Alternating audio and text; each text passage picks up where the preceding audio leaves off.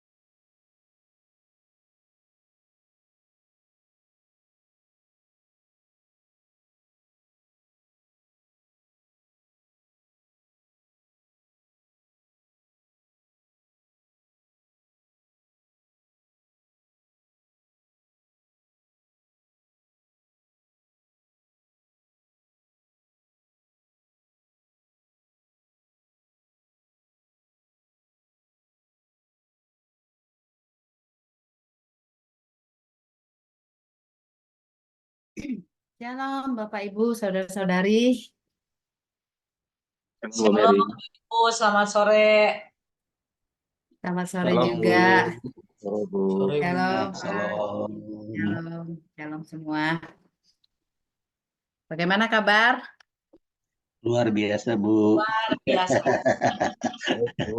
Kan ya. Bukan Di biasa tempat luar saya Bu. hujan. Luar biasa Bu. Ya, di tempat saya hujan, baru reda. Shalom Bu Mary. Sama Ya, Bu. Ini shalom juga juga. bukan. Gitu ya. Di Oke, sini juga baik. lagi hujan Bu. Iya, memang udah mulai musim sih, harus siap-siap. Semoga tidak ada yang kebanjiran ya. Oke, kita Memuji Tuhan. Wan boleh tolong liriknya ya. Haleluya.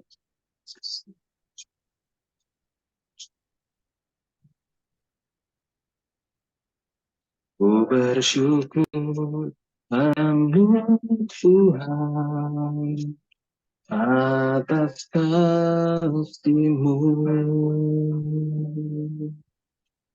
Ku bermasmur bagi nama-Mu yang kudus.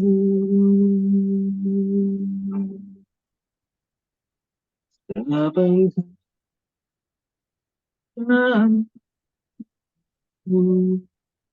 padamu ku percaya,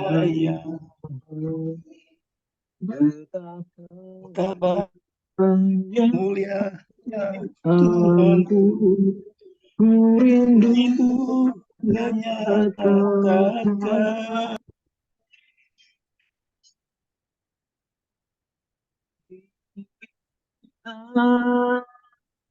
dirimu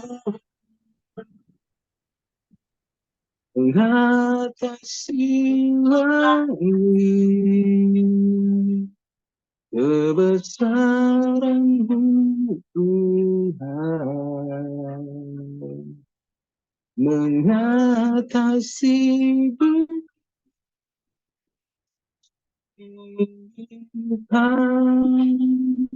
diri,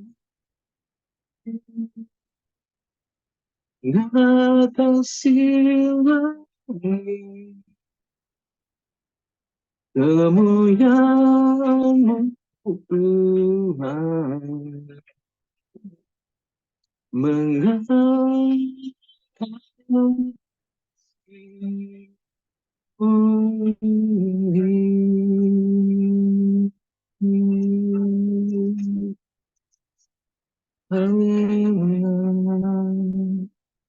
kami tinggikan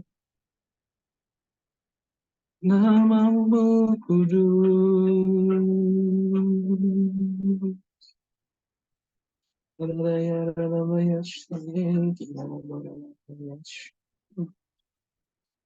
Bersyukur padamu Tuhan atas kasih-Mu. Ku bermasmur bagi nama-Mu yang kudus.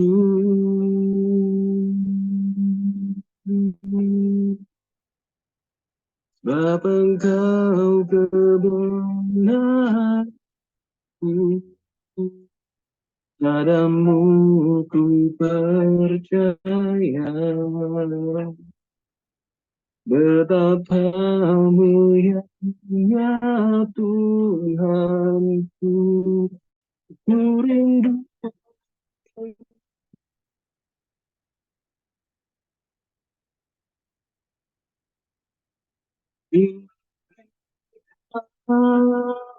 dirimu mengatasi kebesaran-Mu Tuhan mengatasi tinggikan dirimu mengasihi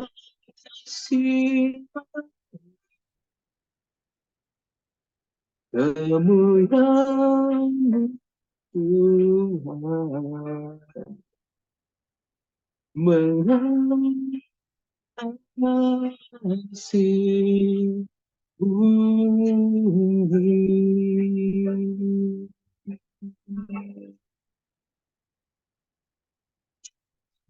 Haleluya. Kami bersyukur kami punya Allah yang besar. Kami bersyukur kami punya Allah yang hebat. Kami memuji-Mu setiap waktu. Setiap kami melakukan segala sesuatunya. Izinkan kami terus memuji-Mu Tuhan. Karena kami mengalami kasih karunia yang ajaib. Kami mengalami anugerah yang besar datang dari Tuhan setiap hari. Bapak, sebentar kami mau mulai kelas kami di kelas komunikasi ini Tuhan. Kami mau semakin diperlengkapi. Kami mau semakin diisi. Sehingga apapun yang kami terima malam hari dari hamba-Mu Bu Mary, ini boleh menjadi perlengkapan yang sempurna bagi kehidupan pelayanan kami Tuhan. Urapi dosen kami Bu Mary, penuh dengan hikmat, penuh dengan roh pendidikan, pewahyuan yang dari Tuhan. Kiranya mengajar kami dengan penuh Tuhan. Biar Roh Kudus-Mu terus membantu kami untuk menangkap apa yang kami dapatkan sore hari ini. Kami siap memulai kelas malam hari ini Tuhan. Di dalam nama Yesus kami berdoa mengucap syukur. Haleluya. Amin. Silakan Bu Mary. Oke, terima kasih Pak Hendrik yang sudah memimpin kita dalam pujian penyembahan dan doa pembukaan sebelum kita masuk materi perkuliahan kita. Oke, kita sudah melihat ya minggu-minggu lalu bagaimana komunikasi itu menyangkut banyak hal. Menyangkut keseluruhan kehidupan dari komunikator, seorang komunikator. Ketika dia menyampaikan sebuah pesan, artinya dia menyampaikan keseluruhan hidupnya. Tidak hanya pesan yang disampaikan, tapi seluruh kehidupan secara utuh. Nah, terakhir dalam pertemuan kita kemarin ada sedikit bahasan diskusi yang akan kita lanjutkan ya. Penyampaian lah ya waktu itu ya, yang akan kita diskusikan pada hari ini. Nah, waktu itu ketika kita sama-sama membahas bahwa komunikasi itu sesuatu yang utuh dari seorang komunikator. Jadi hidup dia, cara dia bersikap, cara dia bertindak gitu ya. Nah, kemudian dilanjutkan dengan penyampaian dari Pak Elman yang menyatakan bahwa tugas tanggung jawab seorang pengkhotbah gitu ya Pak Elman ya, itu sangat berat.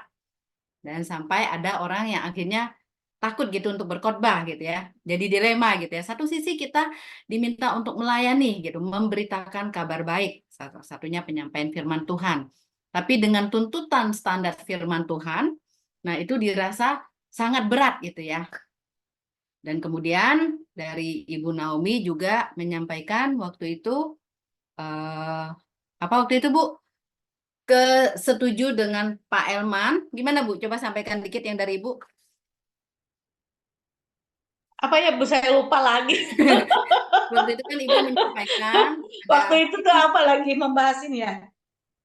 bagaimana komunikator itu adalah dirinya utuh yang ditampilkan di depan audiens atau di depan pendengar gitu ya. Waktu itu kan Ibu melihat dari sisi bagaimana manusia ya tentu memiliki kelemahan gitu ya. Nah, mari kita diskusikan tentang pembahasan kemarin itu ya. Bagaimana menurut Iya, Ibu? iya. Ya, coba Bu sambung Gini, sedikit Bu, apa yang Ibu ini ya sampaikan Bu, waktu itu. misal gini ya, contoh kita misalkan mau membawa firman gitu ya di mimbar gitu. Setelah kita belajar banyak di sini gitu, mengkomunikasikannya itu malah bukan kita bangga kita jadi mahasiswa teologi gitu loh, malah oh ini takut salah ya. Jadi harus benar-benar sekali gitu cara penyampaiannya itu. Dulu kan tidak sekolah ya, bawa firman apa aja ngacak gitu kan. Ngacak firman ini ke sini. Tapi sekarang mengkomunikasikan tentang firman itu harus benar gitu. Justru ada perasaan yang kurang pede gitu. Jadi benar di sini harus benar gitu. Cara pengucapannya, beretika, takut menyinggung orang gitu loh. Ada perasaan gitu loh. Khususnya di diri saya gitu. Jadi lebih banyak ke mendidik gitu. Lebih banyak ke, kan dulu kan kadang-kadang kesaksian lah, apalah berbicara yang kadang kita sadar itu kurang penting gitu loh ya. Tapi kalau sekarang harus sungguh, dan kita juga tidak bisa membawakan firman Tuhan dalam keadaan hati yang lagi kurang mood gitu ya. Gitu loh, Bu. Jadi cara pengkomunikasian tuh harus benar-benar sekarang. Setelah belajar di semester 6 ini, saya justru malah merasa, aduh, apa yang diucapkan ya? Gitu loh, Bu. Harus ada konsep yang benar mengkomunikasikan firman Tuhan itu. Itu kali ya, Bu. Kurang pede, jadi ya malah kurang pede sekarang. Jadi takut salah yang disampaikan ya Bu ya, takut salah ucap dan sebagainya gitu. Nah, intinya juga kan maksudnya tuntutan sebagai seorang komunikator itu adalah bagaimana dia menjadi teladan gitu ya, menjadi panutan. Nah, bagaimana Bapak Ibu melihat hal ini? Satu sisi kita sebagai manusia tentu saja belum sempurna gitu ya. Ada di sini yang sudah bebas dari dosa, ada yang kebal dosa, ada yang sudah anti dari dosa gitu. Nah, bagaimana? Satu sisi kita dituntut yang menjadi pemikiran Bu Naomi yang saya lihat ketika kita membahas salah satu daripada apa namanya unsur-unsur dalam retorika itu ya Bu ya, salah satunya kan kredibel. Seorang pembicara itu seperti apa, bagaimana dia hidup dan sebagainya. Itu yang saya lihat kemarin kekhawatiran, kegelisahan kalau boleh saya ambil kata itu ya dari diri Ibu Naomi. Nah, bagaimana kita melihat ya kita diskusikan beberapa menit ke depan ini, kita sebagai orang percaya tentu saja harus menyampaikan firman Tuhan. Tapi satu sisi tentu saja kita sebagai manusia masih memiliki kelemahan. Bagaimana pendapat Bapak Ibu Saudara dalam menghadapi hal ini? Apakah kita harus mundur, tunggu kita sempurna dulu, atau bagaimana? Sementara tentu saja pembicara banyak dituntutnya, ya memang itu benar, mau tidak mau ya pastilah istilahnya dikuliti, di zoom gitu ya, kalau bisa ditaruh di mikroskop gitu, masih ada salah nggak? Ya itu mau tidak mau itu yang terjadi gitu ya, kalau kita selama ini, bukan selama ini ya, baru-baru ini kita di negara kita kan kita bisa melihat ya bagaimana suasana panggung politik gitu ya. Nah mau tidak mau Ibu Naomi kan kita melihat ya efek dari rekam jejak itu pasti ke bawah gitu ya. Artinya orang tidak melihat hanya sebatas apa yang disampaikan oleh komunikator, tapi sebelum-sebelumnya dia ngapain. Nah, itulah audiens, itulah komunikator. Jadi bagaimana nih kalau kita berbicara tentang firman Tuhan? Silakan. Sebagai komunikator Kristen, bagaimana kita harus bersikap dalam hal ini? Satu sisi ada ketakutan nih, takut salah, tapi satu sisi itu menjadi tugas dan tanggung jawab kita. Satu sisi kita juga bukan orang yang sempurna. Silakan. Banyak belajar, banyak baca. Jadi Banyak baca. wawasannya tambah banyak. Jadi percaya dirinya kuat. Itu aja kali Bu jawabannya. Banyak belajar ya, banyak terus membaca. Ada lagi tambahan? Bu, ini maksudnya di dalam khotbah atau gimana, Bu? Kan kemarin kita seperti menghadapi sebuah dilema ya. Maksudnya satu sisi ada sebuah tuntutan kita untuk menyampaikan firman Tuhan. Dalam pembahasan, dalam komunikasi itu ada sisi tertentu bahwa seorang komunikator itu dalam tanda kutip dituntut sempurna gitu. Gimana riwayat hidupnya, apa yang dia sudah lakukan selama ini, itu kan jadi kendala. Bagaimana seorang komunikator memiliki sebuah keyakinan untuk dia menyampaikan sebuah pesan. Terlebih kita sebagai orang percaya tentu saja keteladanan itu nomor satu. Nah bagaimana nih? Apa kita harus benar-benar mencapai sebuah kesempurnaan, kita udah benar-benar bisa membuktikan keteladanan itu, baru kita bisa menyampaikan kebenaran firman Tuhan? Atau bagaimana? Ya, Kalau dalam cakupan sebenarnya kita masih belum sempurna gitu, Bu ya. Kalau saya sih pernah juga kayak waktu itu menyampaikan lemah lembut ya. Lemah lembut. Kalau saya juga kadang-kadang saya ngomong gitu ya di mimbar itu saya ngomong bahwa saya juga belum sempurna gitu ya. Artinya ketika saya cuma gara-gara tukang ojek motong jalan saya pun juga saya jadi emosi, sedangkan saya bawa temanya tentang lemah lembut gitu. Jadi marilah kita sama-sama belajar, karena itulah sesuatu yang harus kita hidupi. Ya kan, kita tetap harus menunjuk kepada firman itu sih. Tapi ya dengan kalau saya sih waktu itu ininya mari kita sama-sama belajar gitu. Karena saya juga belum sempurna ya untuk hal itu gitu. Jadi ya gitu Bu, ada tambahannya. Jadi seolah-olah kita itu ngajak jemaat ya kan, maksudnya tujuan khotbah itu juga sebenarnya untuk jemaat itu memutuskan sesuatu kan. Jadi ya kita juga ayo sama-sama bertumbuh dalam hal ini karena ini nggak mudah gitu. Gitu Bu. Tapi bisa diiniin dengan hal lain yang mungkin kita juga memang harus menghidupi ya. Artinya ada hal di sisi lain, mungkin kalau kita nggak sabar dari sisi lain, pasti saya percaya adalah kesabaran kita di sisi yang lain gitu. Tapi kita bikin supaya kita itu jadi in general untuk melakukan buah itu gitu. Kurang lebih gitu Bu. Ada tambahan lagi? Satu lagi, kita tunggu pendapatnya. Ya, kalau kita tunggu sempurna nggak mungkin khotbah-khotbah, Bu. Oke, Jadi menurut saya yang penting kalau kita khotbah itu benar-benar menghidupi firman itu, gitu ya. Benar-benar menghidupi dalam arti kita juga berupaya untuk menghidupi firman itu walaupun kita juga belum sempurna melakukannya. Dan kita juga menyadari harus ketika kita berkhotbah itu juga memang benar-benar apa ya? Kalau menurut saya ya benar-benar kita sudah melakukan gitu ya. Jadi teladan memang sebagai pengkhotbah pembicara itu tidak mudah memang ya karena kita disorot dari mana-mana. Kita disorot di mana-mana apalagi jadi gembala. Gembala itu paling susah ya. Karena setiap perkataan yang tidak sesuai dengan omongannya akan jadi pembicaraan akhirnya. Nah, itu ya memang tugas pembicara, gembala itu memang berat, Bu. Memang nggak mudah gitu. Jadi memang benar-benar ya kita harus jadi teladan ya walaupun ya memang tidak sempurna semua orang tidak ada yang sempurna. Gembala, pendeta, pembicara nggak ada yang sempurna. Tapi maksudnya minimal kita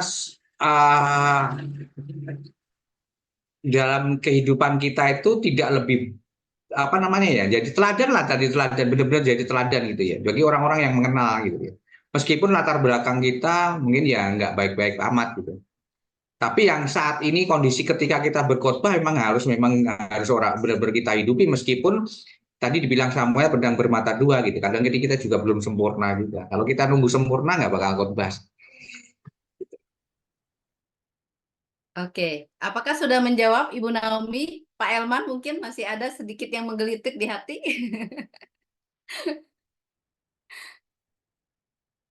Jadi intinya sebagai manusia kita tidak sempurna. Iya, kita menuju kepada kesempurnaan. Tapi yang perlu kita ingat dalam hal komunikasi gitu ya. Bagaimanapun juga audiens atau pendengar itu fokusnya adalah kepada komunikator itu sendiri. Siapa dia, apa yang dia lakukan, itu tentu saja akan mempengaruhi pesan yang kita sampaikan. Ketika audiens itu udah meneliti, mengamati siapakah pengkhotbah ini dan apa yang disampaikan itu tidak dihidupinya, pesan yang disampaikan itu tidak akan nyampe karena dia udah menolak dulu. Nah, makanya intinya memang bicara itu gampang ya, tapi tantangannya apakah kita sudah melakukan itu. Nah, intinya adalah yang ideal adalah apa yang kita katakan itu adalah yang sudah kita lakukan. Nah, intinya di sini kita tidak menjadi sandungan bagi audiens, bagi pendengar. Memang itu adalah tuntutan dari komunikator, tuntutan dari seorang komunikator Kristen. Harus benar-benar serius. Jadi artinya juga jangan sampai satu sisi, oh ya udah kita kan belum sempurna, ya udah ini kelemahan saya bisa lakukan. Jadi tidak membawa alasan sebuah kelemahan atau kita belum sempurna gitu ya, tapi ada sebuah keinginan kita menunjukkan hidup kita, bagaimana cara kita hidup sehingga itu menjadi panutan, tidak menjadi sandungan. Nah, itu yang menjadi upaya kita. Nah, nanti dalam pertemuan berikutnya kita juga akan melihat gitu ya, lebih dalam lagi tentang bagaimana kekuatan seorang komunikator dan bagaimana sebagai orang komunikator yang tadi memiliki kelemahan itu ya, power yang harus dia perjuangkan dan dia munculkan. Nah, jadi untuk saat ini sampai di sini dulu kita membahas tentang itu ya. Nah, nanti saya akan ingatkan lagi ketika masuk kepada momen, saya akan mengingatkan kembali pembahasan kita di sini ya. Jadi saya nggak jelas, kita tidak bahas di sini dulu ya. Ya gitu Bapak Ibu ya. Saya harap di situ bisa menjawab. Jadi artinya intinya memang kita tidak bisa hanya ngomong saja. Artinya sudah kita harus lakukan. Nah, dari kemarin Bapak Ibu melihat ya, dicecer terus ya panggung politik kita ya, dicecer terus dari yang kemarin-kemarinnya ngapain-ngapain, disindir dan sebagainya. Ya gitulah. Kita tentu saja berdoa yang terbaik untuk bangsa kita ya. Kita berdoa ke depan ini benar-benar terpilih pemimpin yang Pancasilais, benar-benar hatinya itu untuk rakyat. Oke, Bapak Ibu, kita hari ini akan melanjutkan tentang dalil komunikasi, dalil petunjuk kita dalam berkomunikasi. Nah, dalil komunikasi itu semacam kayak peta gitu ya, peta, penunjuk arah, penunjuk kepada tujuan kita. Kalau kita nggak tahu tujuan satu kota, dengan kita hanya mencari sendiri, kalau sekarang mungkin lebih enak ya, ada Google Map dan sebagainya, walaupun kadang-kadang menyesatkan juga, orang dibawa ke sungai, dibawa ke sawah dan sebagainya. Ada pengalaman-pengalaman orang seperti itu. Tapi artinya kalau kita tidak mengerti satu tempat yang ingin kita tuju, kita tidak tahu arahnya kemana, tentu saja kita akan lambat menuju ke tempat tersebut. Bisa jadi kita tersesat dan benar-benar tidak sampai kepada tempat atau kota tujuan kita. Nah, sama dengan komunikasi. Komunikasi itu memang tidak hanya sekedar bicara, banyak hal, banyak faktor-faktor yang bisa kita lihat, yang bisa kita kaji terkait berbicara, berkomunikasi yang efektif. Kembali lagi, komunikasi Kristen yang efektif, yaitu komunikasi yang tujuan daripada komunikator itu bisa tersampaikan. Jadi komunikasi itu merupakan sebuah peta. Jadi kita udah tahu petunjuknya, kita tinggal jalani gitu ya. Jadi maksudnya enggak melakukan kesalahan-kesalahan, udah buang waktu dan sebagainya. Ternyata kita harus melihat pengalaman sendiri, itu akan lama. Tapi kita ingat di awal-awal pertemuan kita itu, dalam pertemuan kedua ya, itu kita melihat bahwa ada para ahli yang sudah memikirkan bagaimana caranya berkomunikasi. Mereka sudah memberikan pendapat dan juga ada petunjuk-petunjuk. Jadi artinya di sini kita mengikuti apa yang sudah diamati oleh para tokoh, yang sudah dicermati, yang sudah dilakukan penelitian dan sebagainya.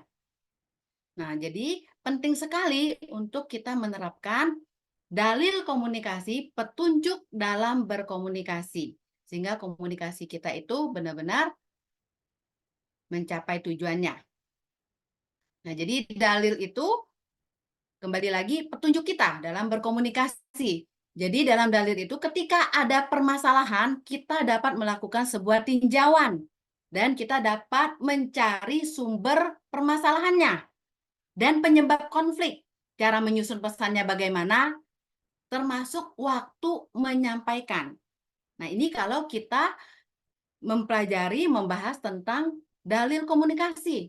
Kita sudah diperlengkapi mengantisipasi untuk kondisi-kondisi dalam rimba komunikasi itu sendiri. Nah, berikutnya juga dia mencegah adanya penolakan-penolakan. Tentu saja Bapak Ibu Saudara, kita nggak mau ya, maksudnya ketemu dengan orang, kita udah mempersiapkan materi kita dan sebagainya, waktu. Tapi akhirnya pesan kita itu ditolak hanya karena kita tidak memperhatikan petunjuk komunikasi yang sudah dipikirkan oleh para ahli yang benar-benar menyiapkan waktunya untuk memikirkan tentang komunikasi itu sendiri. Nah, ini tentu saja sangat disayangkan. Makanya penting sekali kita melihat petunjuk daripada komunikasi itu sendiri. Nah, ini kita melihat sangat membantu seorang komunikator dan juga sangat membantu komunikan juga. Karena komunikatornya handal, mengerti petunjuk-petunjuk komunikasi, sehingga pesan tersebut mudah diterima oleh komunikan. Nah, ini penerapan dalam dalil itu dapat melakukan perbandingan apa yang terjadi. Maksudnya dalil yang diberikan oleh para ahli itu dan kita melihat kondisi di lapangan seperti apa. Artinya juga tidak berarti kita harus benar-benar mengikuti gitu ya dalil-dalil yang ada. Oke, kita mengikuti, tapi artinya sebagai seorang komunikator kita juga harus peka tentang kondisi, tentang keadaan yang ada. Karena bisa saja dalil yang kita gunakan itu tidak tepat untuk keadaan kondisi saat itu, sehingga perlu dilakukan perubahan atau metode dan menyusun rencana. Itu bisa saja terjadi ketika kita melakukan komunikasi tersebut. Kondisi di lapangan sangat memungkinkan itu terjadi. Artinya kita harus ada keterbukaan untuk melakukan evaluasi kembali. Apakah dalil yang saya gunakan ini bukan dalil yang salah, tapi apakah dalil yang saya gunakan ini cocok untuk audiens yang kondisi yang sedang saya hadapi, cocok untuk keadaan yang saat itu dihadapi. Nah, terus tadi juga waktu kan, waktu. Kadang-kadang pesan itu bisa ditolak oleh audiens karena waktunya yang tidak tepat. Contoh, misalnya orang lagi dalam permasalahan gitu ya, orang di dalam permasalahan, terus kita langsung, oh kamu harus bangkit, harus gini, gini, gini. Kita belum melihat dari sisi psikologi. Padahal komunikasi itu juga berbicara tentang psikologi. Itu sangat dekat sekali, sangat berkaitan. Jadi kita harus lihat dulu kondisi dari audiens itu seperti apa. Apakah dia sudah siap ketika kita menyampaikan pesan firman itu, atau secara jiwanya harus dilakukan pendampingan dulu. Jadi tidak terburu-buru kita menyampaikan pesan, tidak terburu-buru kita menyampaikan firman Tuhan, tapi tidak berarti bahwa firman Tuhan itu kita nomor duakan. Ini kita lagi berbicara bagaimana kita membuka jalan, bagaimana kita membangun jembatan itu, sehingga terjadi hubungan dulu. Jadi di sini tidak boleh terburu-buru juga, waktunya harus tepat. Terus berikutnya juga, dalil itu juga menjadi sebuah jalan untuk mendekati problem. Artinya bukannya kita cari masalah, tapi kita siap mengantisipasi permasalahan-permasalahan yang akan timbul dalam komunikasi tersebut. Nah, di sini kita bisa melihat ada diagram komunikasi. Nah, di sini bisa dikatakan siklus. Jadi komunikasi itu merupakan sebuah siklus yang terus berputar, dia akan terus berputar. Jadi seorang komunikator tentu saja ketika dia menyampaikan pesan harus ada tujuannya. Kalau tidak ada tujuannya, ya apa yang mau disampaikan? Untuk apa? Jadi harus tujuannya jelas dulu, tujuan jelas. Setelah tujuannya jelas, siapakah komunikator ini? Sejauh mana komunikatornya sendiri mempersiapkan? Melihat pesan yang disampaikan itu penting, seberapa penting. Jadi artinya tidak main-main, dia sungguh-sungguh menyiapkan ketika ingin menyampaikan pesan itu. Nah, terus juga sinyal, bagaimana caranya, ini juga mempengaruhi. Nah, terus media, bagaimana pesan itu disampaikan, perluasan disampaikan, perluasan pesannya, media apa yang digunakan. Nah, berikutnya tentu saja berhadapan dengan pihak kedua, audiens. Baik itu kelompok, baik itu pribadi.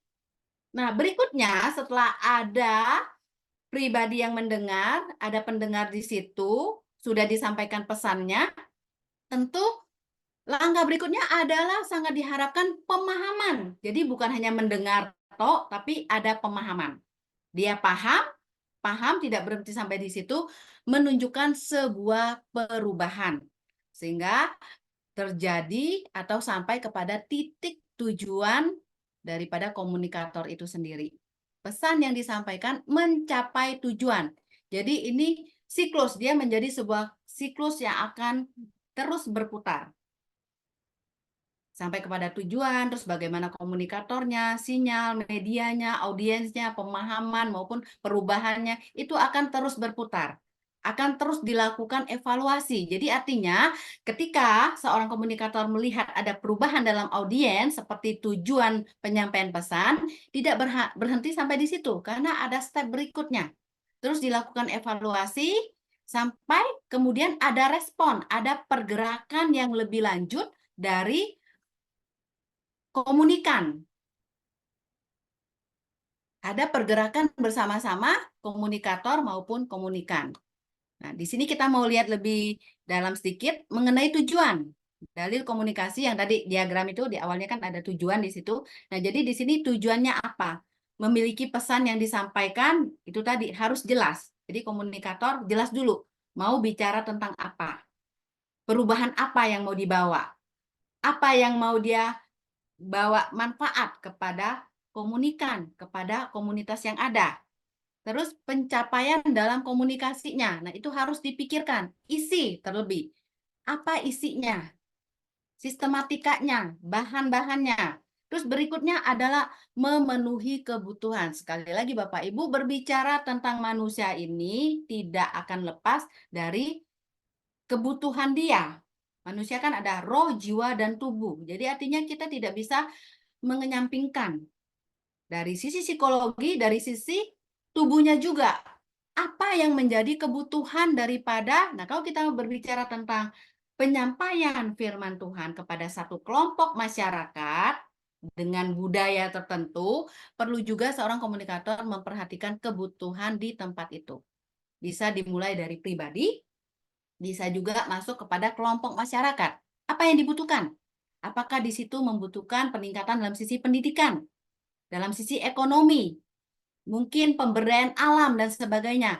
Nah, di sini seorang komunikator bisa masuk membuka jembatan itu dengan melihat kebutuhan komunikator, kebutuhan komunitas masyarakat yang akan dihadapi. Nah, berikutnya dalam komunikasi itu bisa dimungkinkan adanya ketegangan yang terjadi. Nah, melalui tujuan yang ada juga, seorang komunikator harus bisa mengantisipasi juga, mengatasi setiap ketegangan yang ada dari komunikasi yang disampaikan antar individu maupun kelompok. Jadi dengan tujuan yang jelas, ini bisa dihadapi. Tujuan juga berkaitan dengan komunikasi yang efektif. Jadi jangan sampai buang waktu, buang tenaga, pikiran, dan sebagainya. Nah, terus juga penguasaan isi. Jadi apa yang disampaikan bisa meyakinkan pendengar dan mereka bisa melihat manfaat atas pesan yang disampaikan.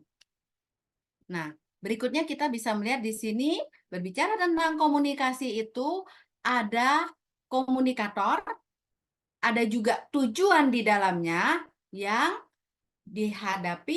diperhadapkan kepada audiens. Nah, ini adalah 3 elemen pendorong dalam proses komunikasi. Jadi, mereka adalah tokoh utamanya lah, kalau dalam film-film ya, kita bilang seperti itu. Jadi, mereka inilah pemeran utamanya.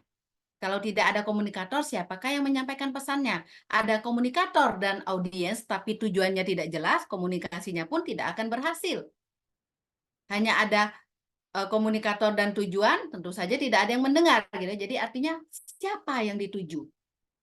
Nah, jadi ini adalah hal yang penting dan menentukan dalam komunikasi. Komunikator, tujuannya apa? Audiennya siapa?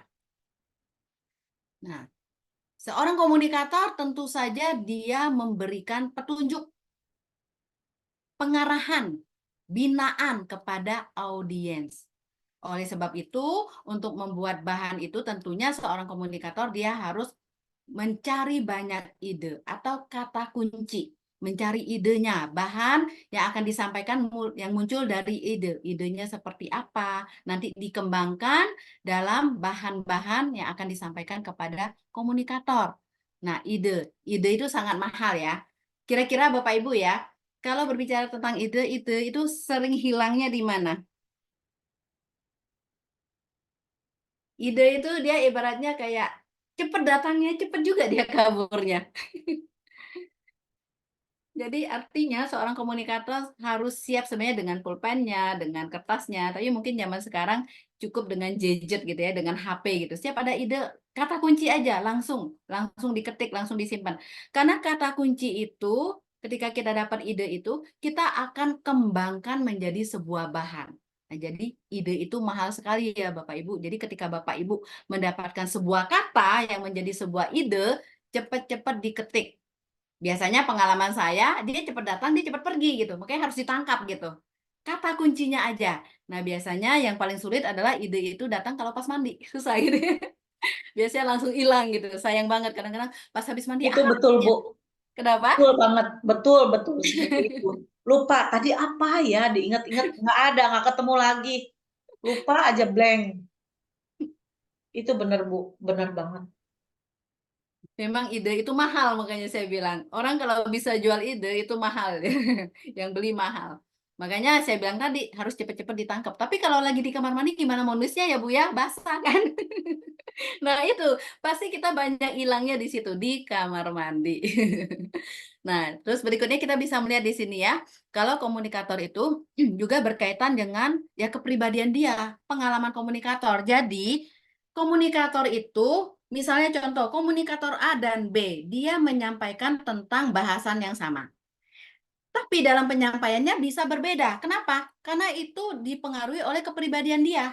Seperti apa? Itu dipengaruhi. Dan pengalaman dia juga itu mempengaruhi. Pembawaan dia dan sebagainya. Pemikiran dia itu mempengaruhi. Makanya komunikator-komunikator ini mereka akan mengubah bentuk pesan. Maksudnya bahasannya boleh sama, tapi bentuk cara pesan itu disampaikan bisa saja berbeda. Dengan kata lain, misalnya komunikator membahas tentang bahasan A, tapi misalnya dia penekanannya dari sisi yang berbeda dengan komunikator B yang notabene membahas tentang bahasan yang atau tema yang sama. Nah, berikutnya juga, nah ini juga pengaruh. Hati-hati gambaran kita sebagai seorang komunikator terhadap audiens. Kalau kita udah memandang, dia mah nggak akan terima omongan saya. Dia mah susah dibilangin. Nah, itulah yang akan terjadi. Karena apa? Secara tidak sadar, kita pun akhirnya karena merasa audiens atau lawan bicara kita itu tidak akan tertarik, tidak akan menerima, secara tidak sadar, upaya kita untuk memberikan keyakinan kepada audiens itu pun akan menurun. Akhirnya benar-benar kita gagal berkomunikasi dengan dia karena sebenarnya bisa saja kesalahannya ada di komunikator karena dia sudah memandang negatif terhadap audiens. Ya, jadi ini komunikator harus benar-benar menjaga jangan sampai dia membawa pemikiran yang negatif terhadap audiens. Dia harus berupaya kalaupun audiensnya memiliki sebuah pemikiran yang negatif, tidak akan menerima, tapi seorang audiens harus berjuang bisa meyakinkan agar audiens ini justru cara berpikirnya berubah. Jadi jangan negatifnya yang kita munculkan dalam otak kita, karena dari otak kita itu mempengaruhi bagaimana kita bersikap dengan dia. Kita udah tidak bersungguh-sungguh lagi karena kita pikir, sudahlah, yang penting dia dengar gitu ya. Oke, memang ada hal tertentu yang penting disampaikan dulu, gitu kan. Nah, kadang-kadang kan beberapa waktu kemudian baru orang itu menyadari karena Roh Kudus yang bekerja dalam diri dia kan. Kita menyampaikan gitu kan. Ada yang menanam, ada yang menyiram. Firman Tuhan kan bilang seperti itu. Nah, ada bagian-bagiannya memang. Tapi artinya bagaimanapun juga seorang komunikator harus tetap mengupayakan semaksimal mungkin sejauh mana dia bisa. Dan kita percaya disitulah Tuhan juga bekerja atas semuanya. Intinya adalah Tuhan yang bekerja atas pesan kebenaran firman Tuhan yang kita sampaikan. Karena Allah adalah komunikator agung itu sendiri, bukan manusianya, tapi karena Tuhannya. Nah, terus berkomunikasi dengan banyak audiens. Nah, tentu saja ya, kita kalau berbicara dengan audiens ini dengan berbagai-bagai latar belakang gitu ya, budaya, pendidikan, belum lagi secara psikologinya, ekonomi, sosial, itu mempengaruhi. Makanya kompleks, komunikasi itu kompleks, beragam. Dan cara menghadapinya pun kita harus punya strateginya. Makanya oleh para ahli, orang-orang yang benar-benar tertarik serius dengan komunikasi itu, mereka membuat petunjuk-petunjuk. Kita tinggal menjalankan aja dan mempraktekkannya dalam kehidupan kita secara konsisten. Nah, komunikasi juga pasti meningkatkan komitmen ya. Karena dengan komunikasi kita ada hubungan gitu ya, tentu saja ada komitmen-komitmen yang akan terjalin antara komunikator dengan komunikan. Nah, kalau tadi berbicara di awalnya udah kita bahas tujuan, komunikator, di sini juga ada sinyal. Sinyal itu bagaimana cara kita menyampaikan pesan, bagaimana hal itu dikatakan kepada lawan bicara. Nah, ini juga akan berbeda terhadap satu komunitas, terhadap satu masyarakat, terhadap individu. Itu tentu saja caranya tidak bisa kita generalisir sama gitu cara penyampaiannya. Makanya di awal kita udah bahas sama-sama bahwa seorang komunikator itu perlu mengadakan pengamatan kecil-kecilan. Tapi kalau bisa lebih dalam, lebih baik lagi. Karena sejauh mana, semakin jauh, semakin dalam komunikator memahami, mengenal, komunikan, maka komunikasi dan strateginya pun akan lebih tepat dibandingkan dia nggak mau tahu siapa komunikan dia, gitu kan? Nah, jadi berikutnya, jadi berbicara tentang sinyal itu juga bahan-bahan mentah. Jadi yang dibahas itu idenya apa? Ide awalnya itu apa? Nah, bagaimana kita mengolah bahan mentah kita itu dalam berkomunikasi, kita kemas sehingga bisa diterima oleh komunikan yang unik ini, yang beragam, yang spesial ini di hadapan Tuhan. Nah, dengan cara komunikator juga merupakan pribadi yang berbeda-beda, tentu saja bahan yang sama itu juga mereka akan menghasilkan pola yang berbeda. Penekanannya gitu ya akan berbeda-beda. Dan intinya juga berbicara bagaimana cara menyampaikan pesan juga salah satunya adalah harus mampu menyampaikan ide tersebut. Idenya udah bagus, bagaimana cara menyampaikannya? Bagaimana kita bisa menguasai keadaan, bagaimana kita bisa menguasai kondisi sehingga komunikan itu tetap terfokus kepada kita sebagai komunikator, memiliki keyakinan terhadap pesan yang kita sampaikan. Nah, pada intinya adalah tujuan daripada komunikator itu ini ya. Kira-kira apa yang dimaksud gambar ini sih? Lucu sih. Tapi saya harapkan ini bisa membangun ingatan jangka panjang. Bapak Ibu, dalam ingatan manusia itu kan ada ingatan jangka panjang, ingatan jangka pendek gitu ya. Nah, biasanya kalau foto-foto seperti gambar ya, gambar-gambar seperti ini akan menimbulkan, akan membawa kita kepada ingatan jangka panjang. Nah, dalam pelajaran kita ini juga sampai nanti pertemuan terakhir itu saya juga berusaha membawa untuk mengingatkan kita kepada ingatan jangka panjang.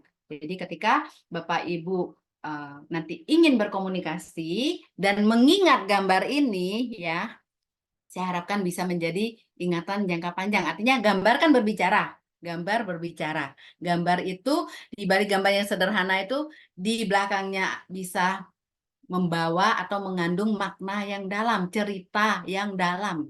Gitu. Ini apa ya cerita ini? Dari gambar ini.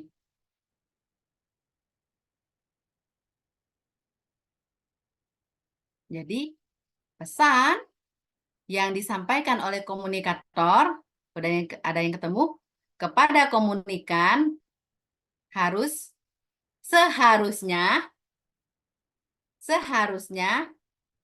ini gambar ini aja, belum ketemu ya.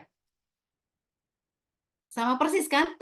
Sama persis gitu. Ibaratnya kayak orang nuangin cairan gitu. Kalau cairannya itu warna hijau, ya biru ya, birunya harus tetap sama. Teksturnya harus sama. Nah, itu adalah tujuan dari komunikasi. Artinya, apa yang ingin disampaikan oleh komunikator itu blok, blok, gitu, diterima oleh komunikan. Artinya, pesan yang disampaikan oleh komunikator dalam bentuk segitiga misalnya ya, diterima juga dalam bentuk segitiga oleh komunikan. Tidak ada pengurangan dari keinginan komunikator terhadap pemahaman dari komunikan. Ya, jadi harus sama. Jadi tujuan komunikasi itu adalah intinya pemikiran daripada komunikator itu istilahnya dipindahkan ke atau di copy paste lagi, di copy paste ke komunikan. Sama. Jadi memahami, menerima secara utuh apa yang disampaikan oleh komunikator. Itu kan yang menjadi tujuan daripada komunikator. Tentu saja tidak ada komunikator yang bilang gini, ya udahlah, dia mah 30% aja pokoknya. Nah, sisanya nggak bisa ngerti, nggak apa-apa.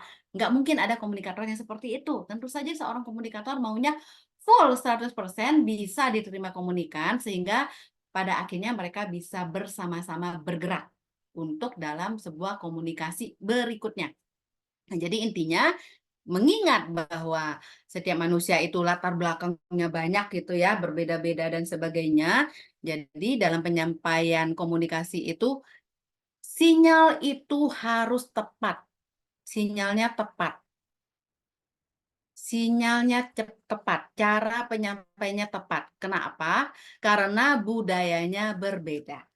Ini yang menjadi intinya. Jadi ketika kita mau benar-benar komunikan ini bisa menerima pesan yang kita sampaikan, jangan sampai kita menyampaikan dengan sinyal yang tidak tepat. Berikutnya, kita mau lihat lagi bahwa sinyal itu berkaitan juga dengan 12 sistem sinyal. Nah, 12 sistem sinyal ini nanti kita akan kupas ya di pertemuan nanti ke depan yang seringkali tidak disadari oleh manusia gitu ya. Sebenarnya dalam sehari-harinya dia udah mengerti tentang sistem sinyal itu, tapi kita belum menyadarinya karena kita tidak pernah berpikir di situ. Sebagian, saya nggak bilang semua ya, mungkin ada yang sudah tahu. Oke, nanti kita akan kupas 12 sistem sinyal ini. Nah, terus sistem sinyal tentu saja berkaitan dengan budaya itu sendiri. Budaya yang dilakoni oleh komunikan itu seperti apa dalam masyarakatnya? Pasti berpengaruh dalam dia merespon sebuah komunikasi di areal sistem sinyal. Nah, berikutnya, media itu lebih banyak orang yang mendengarkan. Jadi, efektivitas. Banyak orang yang mendengarkan. Oke, sampai di sini dulu. Karena nanti di sini juga hati-hati, karena bisa ada jebakan juga. Jebakannya apa? Kita akan lihat next pertemuan kita ya. Nah, terus juga perluasan pesan. Jadi tentu saja kita maunya pesan yang kita sampaikan ini bisa menjangkau semakin luas. Perlu dilakukan strategi oleh seorang komunikator. Nah, terus ternyata di sini kita melihat ada yang sedikit aneh di sini ya. Ternyata efektivitas menurun dengan bertambahnya jumlah audiens. Nah, ini juga sebuah lampu kuning ya buat komunikator. Jangan berusaha untuk yang penting banyak jumlah, yang penting banyak jumlah. Ingat di sini ternyata tidak efektif semakin banyak. Nanti akan dibahas juga dalam pertemuan berikut. Jadi sekarang masih kulit-kulitnya dulu. Nah, terus efektivitas media didukung oleh faktor lain. Nah, di sini kita kadang-kadang bahwa ada faktor-faktor yang saat itu tidak kelihatan gitu. Masih saya boleh bilang tersembunyi saat itu. Nah, di sini juga mendukung efektivitas dalam berkomunikasi. Jadi ada faktor lain juga. Jadi jangan khawatir. Kadang-kadang kita menyampaikan sesuatu, kita hanya terpola dengan apa yang ada di hadapan kita. Nah, ini kabar baiknya Bapak Ibu. Ada juga faktor-faktor lain yang saat itu kita tidak terlihat, justru itu mendukung bagaimana komunikasi kita efektif. Nah, terus media. Nah, ini adalah media. Media ini tentu saja memikirkan banyak yang mendengarkan, gitu ya, perluasan pesan. Sebentar. Ini mengulang ya, saya lewat saja. Nah, terus berikutnya adalah audiens. Bagaimana penerima pesan itu. Kita harus tahu apa yang ada dalam diri mereka. Bahwa seorang audiens yang aktif itu, yang serius, yang benar-benar mendengarkan apa yang kita sampaikan, hati-hati, mereka juga pasti di sini menyeleksi gitu ya. Dia akan menyeleksi, dia akan menafsirkan dengan pemahaman dia. Dan tentu saja karena dia aktif di sini disebutnya audiens aktif, maka dia juga akan berinteraksi. Artinya dia tidak pasif. Nah, ada 3 hal ini yang akan dilakukan oleh audiens gitu ya.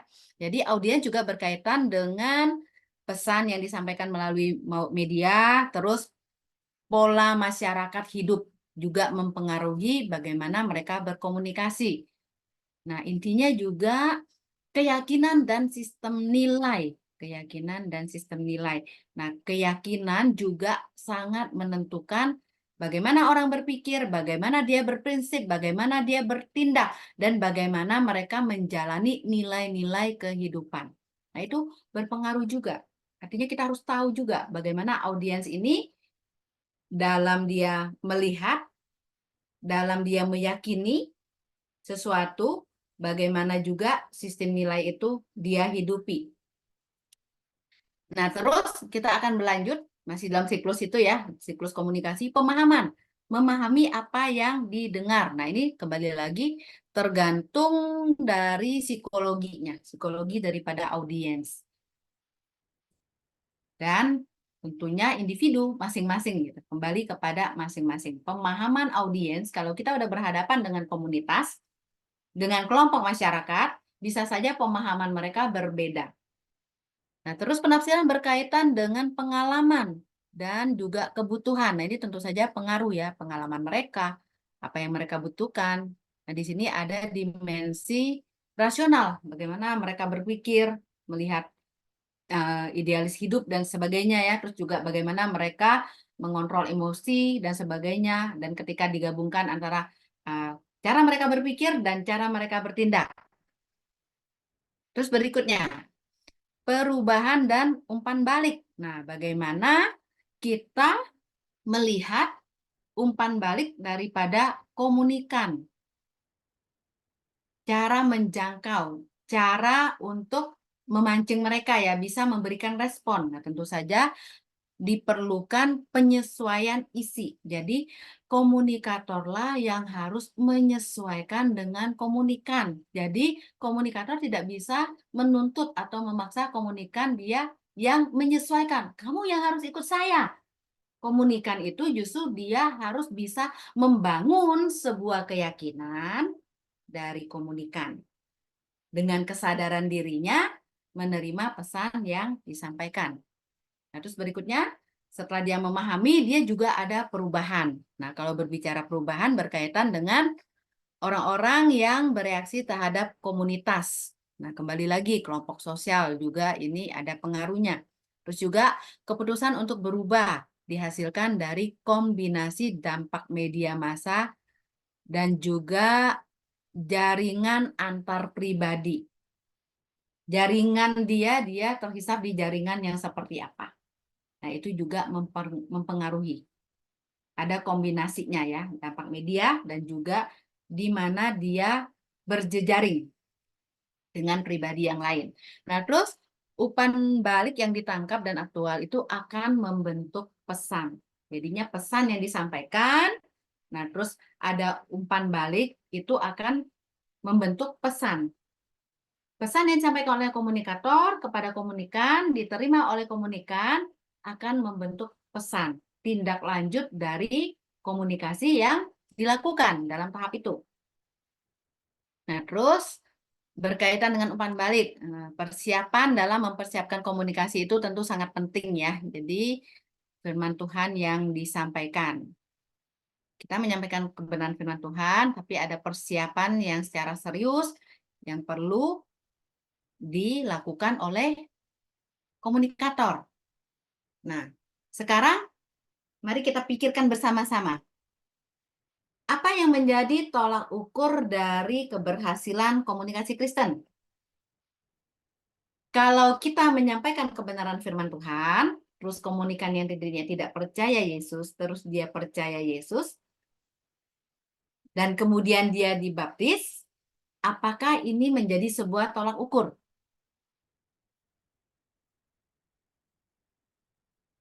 Jadi kalau kita menyampaikan firman, terus dia, siapa terima Yesus? Apa yang harus saya lakukan? Oh, ternyata ada baptisan ya. Kalau saya udah memang bisa dibaptis, saya siap untuk dibaptis. Apakah berarti di sini dengan kondisi demikian, komunikator tersebut dibilang berhasil dalam mengkomunikasikan firman Tuhan? Idealnya sih begitu, Bu. Oke, tetapi Idealnya begitu. sepertinya ada Tapi lanjutannya dari bahasanya, Pak. Idealnya kan seperti itu, tetapi sepertinya ada tetapinya, kecuali Bapak bilang, ideal itu tapi betul. Itu kan berarti nggak ada lanjutan. ya tujuan Sorry, kita Pak. bukan untuk dibaptis saja, bukan Ah, hanya untuk diselamin doang, tetapi ada perubahan paradigma, Bu. Bertobat dari perbuatan yang lama menjadi baru kembali perbuatannya, Bu. Jadi hasil dari pembaptisan itu, karena pembaptisan air itu kan, Bu, menerima itu kan suatu bukti ketaatan imannya kepada Kristus, ya toh. Nah, setelah dibaptis itu follow up-nya gimana, dia berubah nggak dalam perilakunya selanjutnya, dalam dunia nyata begitu Bu. Gitu. Kalau dia nggak bertobat ya percuma selama 10 kali juga percuma Bu. Jadi makanya saya bilang tadi idealnya memang begitu Bu. Tetapi itu hanya bukti ketaatan kepada Tuhan, menerima Tuhan sebagai juru selamat. Tapi goalnya kan orangnya berubah Bu, menjadi manusia yang baru. Jadi ya makanya 2 Korintus 5 ayat 17 toh, yang di dalam Kristus adalah ciptaan yang baru, yang lama sudah berlalu. Cailah. Itu aja Bu, makasih. Oke, menerima Yesus, terus dibaptis, bagaimana dia melakukan firman Tuhan. Nah, terus ditambah dengan, oh dia udah serius gitu ya. Bagaimana hidupnya diperbaharui, artinya dalam arti kita melihat, oh dia rajin ke gereja, berbuat baik gitu dan sebagainya gitu ya. Tidak mencurangi, terus apa lagi? Pokoknya melakukan hal-hal rohani. Apakah itu menjadi, oh kalau udah diterap itu berarti berhasil nih, berhasil komunikasinya, gitu ya Pak? Ya, itu juga belum sepenuhnya, Bu. Kalau sudah bertobat, dia juga harus bisa memenangkan jiwa, Bu. Panjang ceritanya, Bu. Jadi kalau kita sudah diselamatkan, kita juga harus bisa menyelamatkan. Amanat agung kan ujung-ujungnya kan, Bu. Jadi dia melakukan penyampaian firman gitu ya, melakukan amanat agung. Nah, setelah itu berarti udah berhasil ya, udah bisa dijadikan sebuah tolak ukur bahwa berhasil nih penyampaian firman Tuhan sama orang tersebut. Jadi pada intinya sebagai manusia memang itu yang kelihatan di hadapan manusia ya. Orang bisa berkamuflase, bisa saja itu terjadi. KTP-nya bisa Kristen, bisa dia kelihatan baik dan sebagainya. Jadi intinya adalah bukan apa yang kelihatan di manusia memang, tapi bagaimana dia di hadapan Allah. Bagaimana hatinya di hadapan Tuhan. Jadi kalau kita ingat kemarin ada segitiga komunikasi ya, bagaimana komunikasi Tuhan itu ada Tuhan kepada manusia, manusia kepada Tuhan, manusia kepada Tuhan, terus manusia kepada manusia lain, komunikasi antar manusia, terus juga manusia lain ini kepada Tuhan. Nah, bagaimana seorang komunikator harus membawa diri komunikan ini masuk kepada kemandirian, keyakinan dia sendiri, bukan karena diajak, bukan karena nggak enak, tapi bagaimana dia bisa bertumbuh benar-benar bersama Tuhan. Jadi intinya adalah bagaimana di hadapan Tuhan. Memang sebagai manusia kita tidak tahu ya, bisa saja dia kamuflase gitu ya. Buktinya kadang-kadang ada orang yang pelayanan atau apa gitu, mungkin bisa juga dia pendeta, hamba Tuhan yang terkenal, yang mungkin dikagumi pula sampai dielu-elukan mungkin. Satu saat yang tadi kita bilang, dosa itu tidak ada kebal-kebalnya gitu terhadap siapapun juga. Ya Pak Hendrik, silakan. Bukan Pak Yuda dulu, Bu. Oh Pak Yuda dulu ya? Oh Yuda iya, dulu, saya Bu. enggak. Ya oke, Pak Yuda silakan. Ya, ini tadi terkait tolak ukur keberhasilan komunikasi Kristen ya Bu ya. Ya, Ya, kalau menurut saya tergantung konteksnya apa gitu ya Pak. Karena kan komunikasi itu kita menyampaikan ide-ide kita supaya ide-ide itu bisa diterima dan ada umpan balik gitu kan. Nah, kalau menurut saya tolak ukurnya ya sesuai dengan konteksnya. Kalau kita konteksnya penginjilan kepada orang-orang yang belum percaya, berarti tolak ukurnya adalah jiwa itu dimenangkan atau enggak. Konteksnya kalau seperti itu. Jadi kita juga enggak sih bisa secara umum. Jadi kita harus lihat dari konteks per konteks gitu ya. Kalau kita komunikasi terkait sesuatu hal yang mungkin contoh kita pengen ngumpulin pengerja ini kan salah satu komunikasi Kristen juga kan. Nah, bagaimana supaya para pengerja itu bisa ngumpul?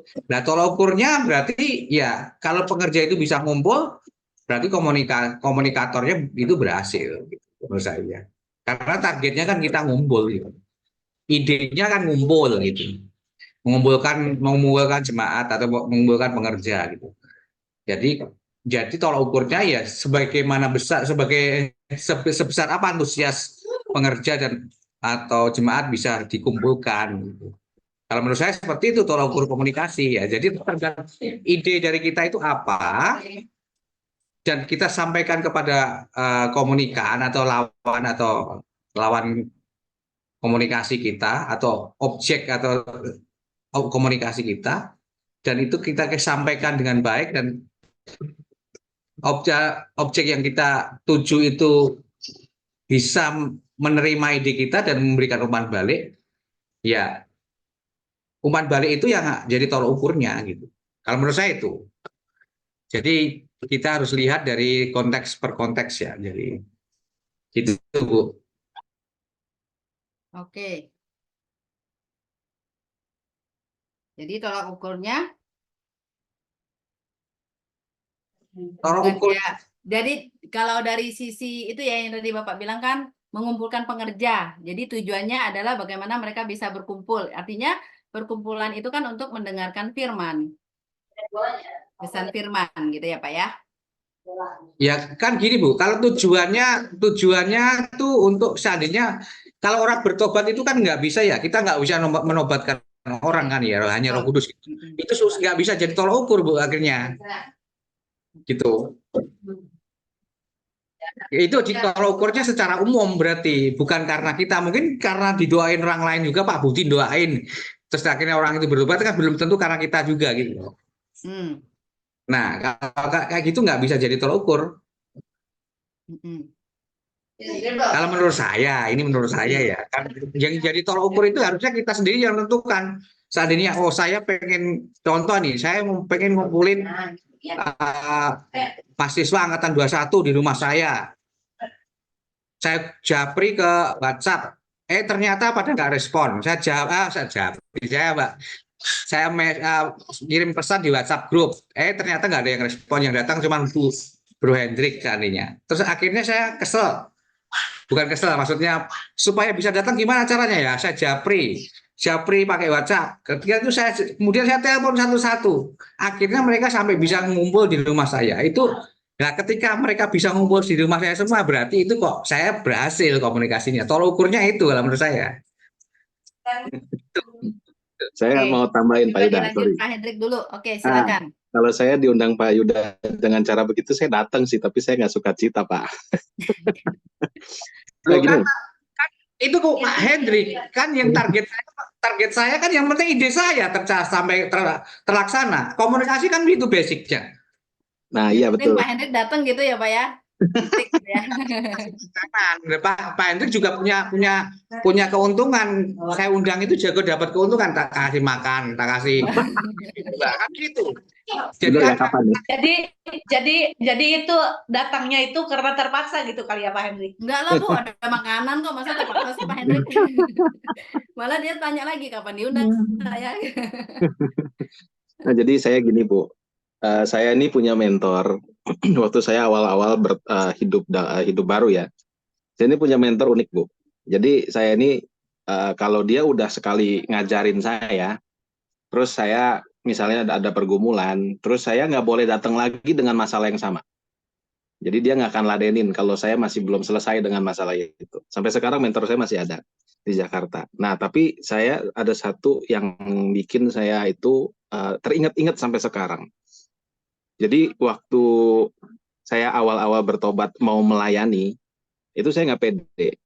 Ya, saya nggak pede karena saya tuh masa lalu saya jelek lah gitu ya. Terus dia bilang, kamu percaya Yesus itu mengampuni kamu seutuhnya? Iya, saya percaya. Tapi saya merasa nggak layak aja. Apakah pengampunan Yesus itu hanya sebagian dan dia untuk porsi ini dia nggak sanggup untuk ampunin gitu ya. Nah, dari perkataan itu tuh jadi rema dalam hati saya, sehingga dari perkataan itu tuh bikin saya tuh semangat Bu melayani. Saya ingat terus gitu ya, sampai detik ini juga ketika saya ada intimidasi, ada apa, saya ingat perkataan itu kayaknya 5 tahun yang lalu kayaknya, gitu kan. Nah, itulah, apakah itu yang dinamakan komunikasi yang berhasil? Gitu. Karena kan pesan itu tuh kayaknya komunikator itu memang harus punya hikmat gitu ya, untuk menyampaikan apalagi pesan Tuhan gitu ya, tujuannya untuk orang itu bertobat. Padahal kalimatnya sederhana sih. Apakah Yesus nggak sanggup mengampuni dosamu yang itu sehingga kamu nggak ngelayak? Kamunya aja kegeeran. Itu kan kalimat selengean begitu, Bu. Jadi itu yang bikin saya tuh, iya juga ya, gitu. Sampai sekarang loh itu masih ingat-ingat sama saya. Itu, Bu. Jadi intinya kan cara komunikator kan beda-beda. Artinya dia ada orang yang punya cara seperti itu, membuat Pak Hendrik untuk berpikir gitu, berpikir setelah itu. Akhirnya benar kan, jadi mikir sendiri. Nah, artinya yang dia lakukan ya pasti dia punya alasan sendiri gitu dengan cara seperti itu. Makanya yang tadi dibilang pengalaman komunikator itu kan berbeda-beda. Nah, itu juga akan mempengaruhi dia bagaimana cara menyampaikan pesan. Nah, untuk komunikator lain, apa tadi sebutannya? Mentor ya, mentor. Mentor yang lain mungkin berhadapan dengan kasus yang sama dalam tanda petik lah ya, secara umum gitu. Mungkin dia penanganannya berbeda. Kenapa? Karena dipengaruhi oleh pengalaman dia. Makanya tadi yang kita bahas bahwa pengalaman kepribadian komunikator itu akan mengubah bentuk pesan. Maksudnya cara penyampaiannya itu akan mungkin berbeda. Padahal dari sisi prinsip mungkin sama gitu ya. Nah, itu komunikator itu memang dipengaruhi seperti itu. Mereka punya cara sendiri. Tapi percayalah Pak Hendrik sebenarnya mentor Pak Hendrik itu tetap mendampingi menurut saya ya. Tapi Pak Hendrik lah yang merasakan. Pasti dia akan mendampingi juga gitu. Memang dia caranya begitu. Pokoknya sekali udah pikirin gitu. Tapi ada ininya kan, ada manfaatnya juga kan dengan Pak Hendrik. Oke, kita coba lihat dulu Pak Budi angkat tangan. Gimana Pak Budi? Ya, salam Bu. Ya, shalom, silakan Pak. Ya, ada suatu pengalaman sih Bu, dari saya juga, saya sebagai komunikan ya. Itu ada banyak faktor Bu sebetulnya untuk supaya komunikan itu mau melakukan responnya positif. Itu ada beberapa hal. Antara lain ya apa yang kita dengar itu nggak boring Bu. Ya nggak boring, terus bicaranya pada konteksnya, bukan melebar kemana-mana, ya kan? Bukan ada yang cara berbicara komunikator tuh muter ya Bu ya, dari gitu terus muter, jadi nggak pada ininya tuh muter, cara ngomongnya muter. Nah itu kan kadang itu yang jadi hal yang hambatan sebetulnya. Sebetulnya dia to the point aja ya, kalau ngomong itu malah lebih bagus. Artinya to the point itu ya disampaikan dengan baik lah, bukan dengan kasar tentunya. Ya, terus yang berikut juga berkaitan dengan kelanjutan Bu, dengan keberlanjutan ini antara komunikator dengan komunikan itu. Jadi tidak hanya pada saat itu, tapi ada kelanjutannya, hubungan yang terus menerus gitu Bu.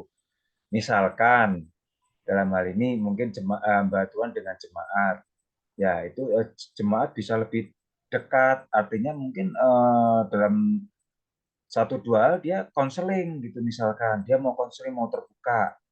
Nah itu berarti juga merupakan suatu tolak ukur keberhasilan di sana itu, kalau menurut saya. Tapi kalau kita sudah menyampaikan ya, banyak menyampaikan komunikator, tapi komunikan itu justru sama sekali nggak ada umpan balik, artinya ya konseling atau apa yang mau dibicarakan mengenai permasalahan pribadinya, nah itu yang mungkin harus dipertanyakan. Itu Bu Mary, kira-kira itu. Terima kasih Bu.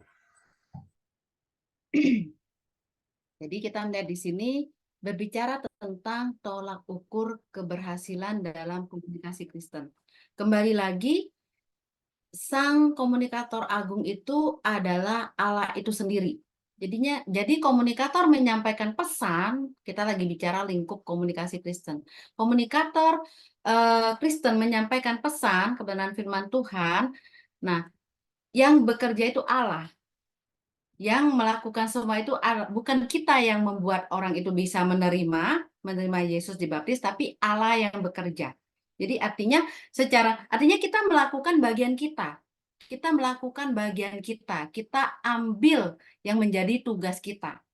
Nah, artinya di sini adalah berdasarkan penglihatan kita secara manusia, mungkin kita bisa, oh dia kayaknya begini, maksudnya udah bagus ya gitu. Secara manusia kita bisa saja menilai, kerohaniannya oke, mungkin keluarganya juga terlihat baik gitu ya. Kadang-kadang kita merasa kayaknya keluarga Kristen itu paling aman-aman ya, tapi kalau kita masuk lebih dalam lagi ternyata keluarga Kristen juga banyak mengalami masalah-masalah ya gitu ya. Kadang-kadang kita juga bisa sampai kaget sendiri. Jadi artinya di sini adalah yang penting kita sudah menyampaikan, tapi dengan benar-benar kita buat dalam doa, kita persiapkan dari sisi kaitan dengan keilmuan-keilmuan yang kita perhatikan, dari sisi kompleks yang ada di balik seorang komunikan itu juga kita udah perhatikan, sehingga pesan itu yang kita sampaikan efektif gitu ya, udah benar-benar maksimal berdasarkan kemampuan kita sebagai manusia.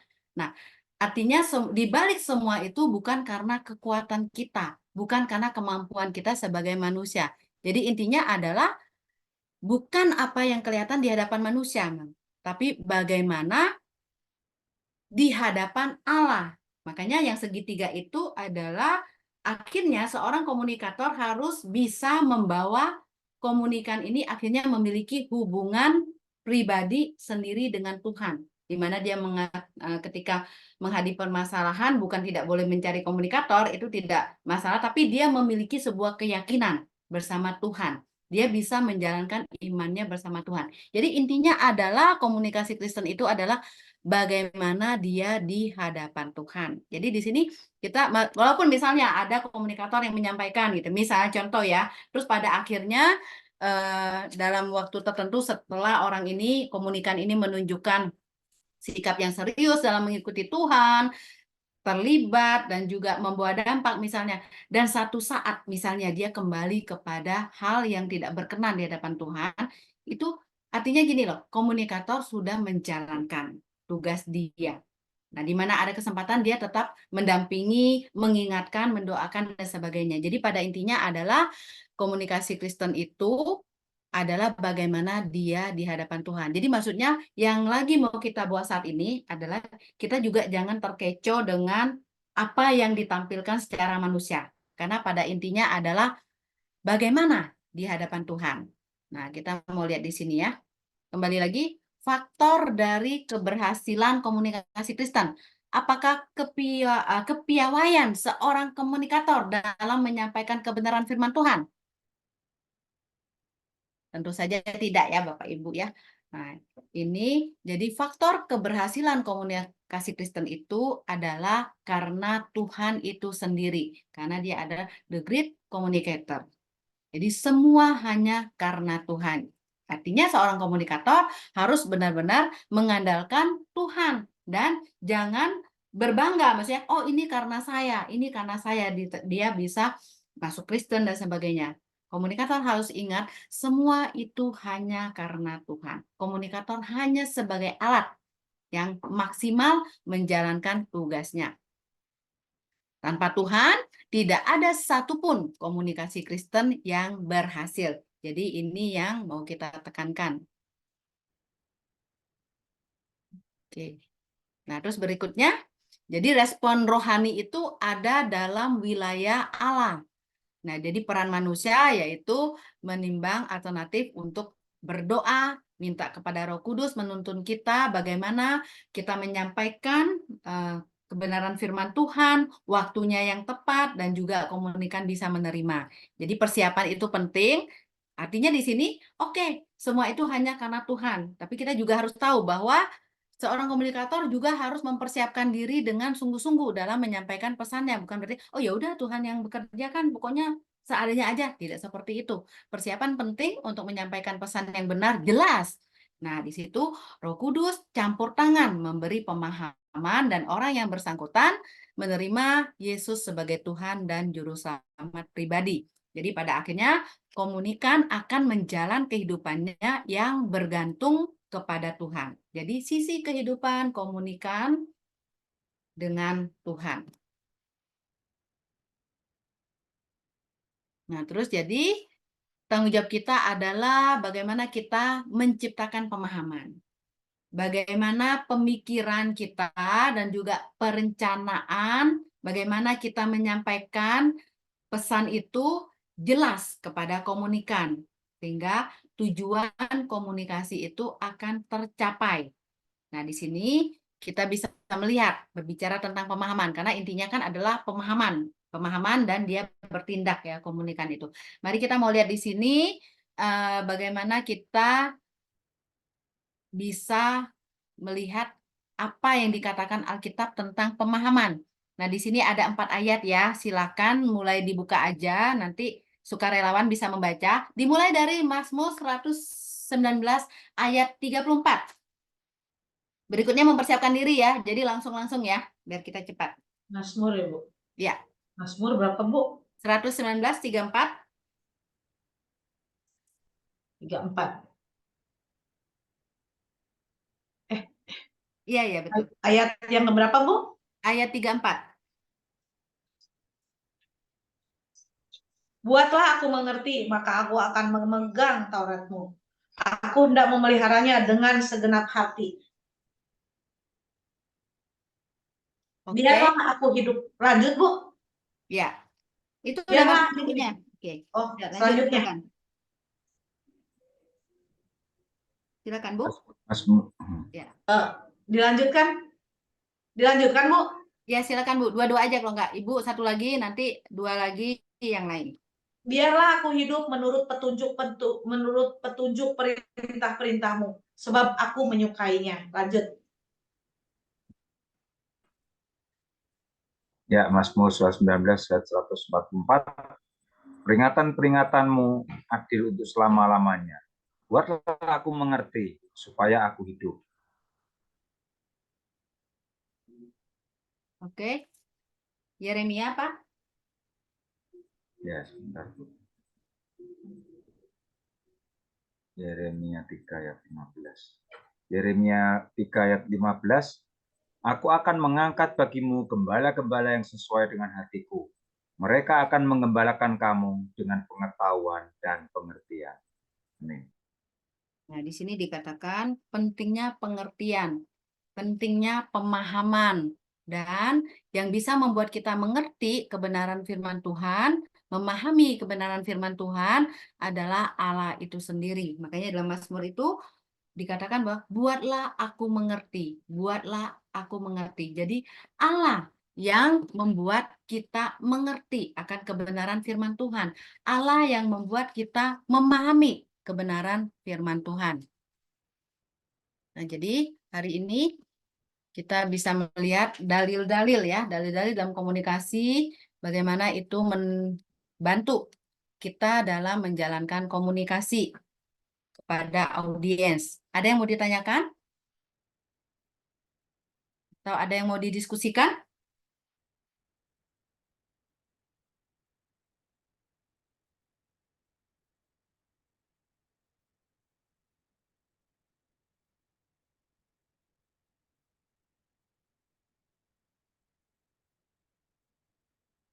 Ada yang mau didiskusikan? Tidak ada?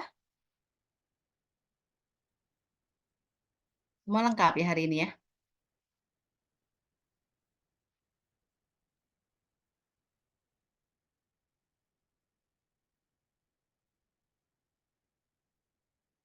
Bagaimana Bapak Ibu melihat komunikasi politik yang ada di bangsa kita beberapa hari ini? Sebentar aja ya, sedikit waktu lagi. Silakan yang mau berpendapat. Dikaitkan dengan dulu kita pernah membahas tentang retorika ya. Retorika itu dulu kan benar-benar memang bagaimana keahlian mereka berbicara di depan umum itu sangat mempengaruhi kehidupan. Makanya dirasa penting kemampuan orang, seni orang membujuk, seni orang berbicara untuk meyakinkan pendengar. Jadi untuk bidang politik itu sampai sekarang masih digunakan berbicara depan umum seperti itu ya. Nah, bagaimana saudara melihat, Bapak Ibu Saudara melihat komunikasi politik kita yang masih hangat-hangatnya ini? Positifkah? Ada hal-hal yang mungkin bisa kita bawa sebagai pembelajaran atau ada hal-hal yang sebagai evaluasi, Ya, kritik gitu. ini memang sudah tidak sehat sih Bu, sebetulnya. Sudah nggak sehat lagi ya dalam komunikasi politiknya. Juga saling menjatuhkan, terus kemudian juga ada berbagai intervensi-intervensi yang dilakukan oleh incumbent ya, penguasa ya, itu jelas terlihat Bu. Makanya juga akhirnya komunikan juga akhirnya banyak protes kan Bu. Banyak protes, demo ya. Ya kita tahu lah Bu, ini juga semakin semakin mendekati pemilu ini semakin situasinya panas dan semakin mengerucut Bu, mengerucut dalam arti ya apapun dihalalkan segala cara ya. Itu Ibu mungkin. Ya, amat disayangkan ya, amat disayangkan. Kita berdoa ke depan ini Tuhan benar-benar memberikan hikmat ya, pilih yang mana gitu ya. Kita berdoa untuk negara kita menjadi lebih baik Makanya lagi. sekarang lagi berdoa tuh Bu di menara. Siapa? Di menara sekarang lagi doa untuk Indonesia. Oh iya, betul. Jadi kadang-kadang kita bingung juga ya, lihat dari debat 1, debat 2, sampai debat terakhir yang tadinya mungkin udah menetapkan pilihan, jadi bingung lagi. Iya Bu, itu makanya politik yang tadinya ngiblatnya ke sini jadi ke sini gitu loh. Jadi banyak berubah. Ya banyak Ya swing benar Pak voter. Budi bilang, jadi saya malas ngikutin politik sekarang. Jadi, aduh pusing kalau ngikutinnya. Kita bisa kebawa emosional kita ya. Nanti keluar perkataan-perkataan yang bukan berkat malah. Jadi terpengaruh ya komunikannya yang emosi jadi. Ya betul Bu. Jadi komunikasi kita nanti kan apa yang ada di pikiran kita, di hati kita keluar, pasti keluar gitu emosional kita. Kalau kita banyak tahu malahan jadi kemarin saya Sabar habis Bu debat Nomi. Bu Nomi gara-gara sabar. politik ini Palestina. Sabar Bu Nomi. Tetap Sempat merasa marahin dekat orang ya, kemarin baik. gara-gara Palestina. Saya bilang, kenapa kamu sekarang kontribusinya apa untuk Palestina? Saya ngasih donasi. Donasi kamu berapa? Pusing amat mikirin Palestina. Saya bilang, Yang terpenting nah kita gitu. Jadi kita kan pancing gitu. Pingin ngomong gitu. Sebetulnya kenapa mikirin Palestina sekarang Israel, Palestina kan, apalagi kan ada di negara tetangga kita Malaysia tuh semua kayak benci banget ke Israel gitu.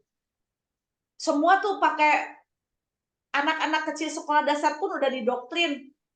Nah, komunikasinya itu kan pemerintah pun di TV di mana-mana tuh mengecam Israel.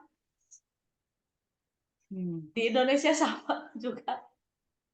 Kenapa Ibu bilang kok mereka sampai bela-belain gitu? Nah, kalau dalam komunikasi itu sebenarnya ada semacam pengaruhnya dengan keyakinan. Nanti satu saat kita akan masuk kepada materi bagaimana kita belajar dari Barambang. Tahu ya Barambang ya? Barambang itu yang kayak bawang itu. Semakin dalam itu, ikatan emosinya itu semakin kuat. Nah, nanti kita akan kupas di situ. Oke, nah itulah ya yang kita lihat hari-hari ini ya memang itu tidak terlepas dari kadang apa namanya kepentingan pribadi, golongan mungkin gitu ya seperti itu. Jadi akhirnya mungkin kita melihat kayaknya berubah gitu ya tiba-tiba berubah. Nah itulah namanya politik yang tadinya musuh jadi kawan, kawan lawan dan sebagainya gitu ya. Jadi kita ngeliatnya kok enak banget ya hatinya itu kayak apa ya gitu. Maksudnya kan kadang orang masih dulu kan gimana gitu. Tapi ya bagus juga sih artinya profesional ya maksudnya.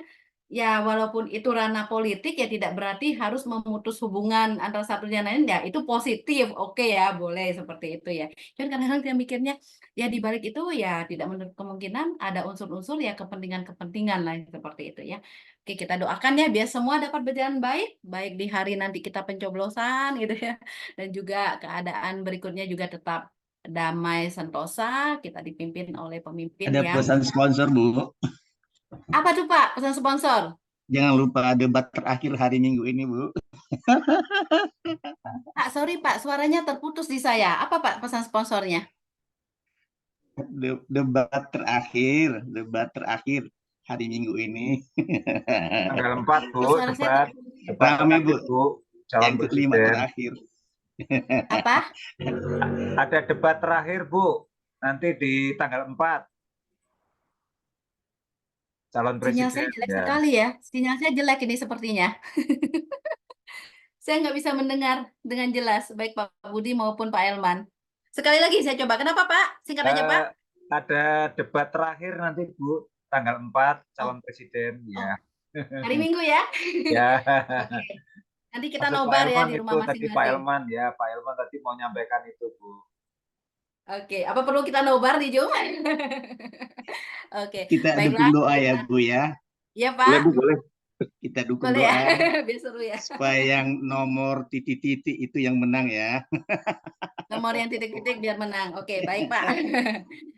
Oke, baiklah. Kita tutup dalam doa ya. Kita sambung lagi pertemuan kita. Minggu depan itu kita ternyata libur ya.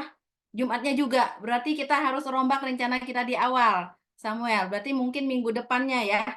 Kamis dan Jumat. Nanti kita bicarakan lagi di grup ya. Oke, baik. Siapa yang tutup doa? Silakan Bapak Ibu.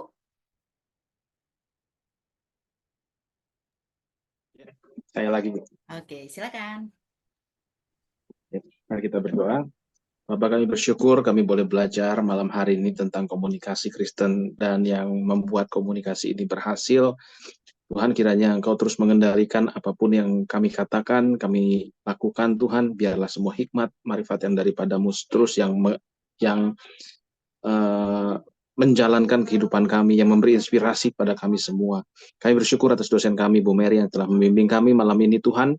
Berkati pekerjaan, pelayanan, kehidupannya, rumah tangganya, Engkau berkati berlimpah-limpah. Terima kasih Tuhan, dan kami sebentar mau ikut chapel. Siapkan hati kami persiapkan hati kami untuk masuk dalam pengertian yang lebih dalam lagi tentang Tuhan. Terima kasih Tuhan Yesus, hanya di dalam nama-Mu kami berdoa dan mengucap syukur. Haleluya. Amin. Thank you Bu Mary. Bu Mary. Terima kasih Bu Terima kasih, Bu Mary. Mary. Shalom, Terima kasih. salam Dan semuanya. Terima kasih. Ya, Tuhan memberkati.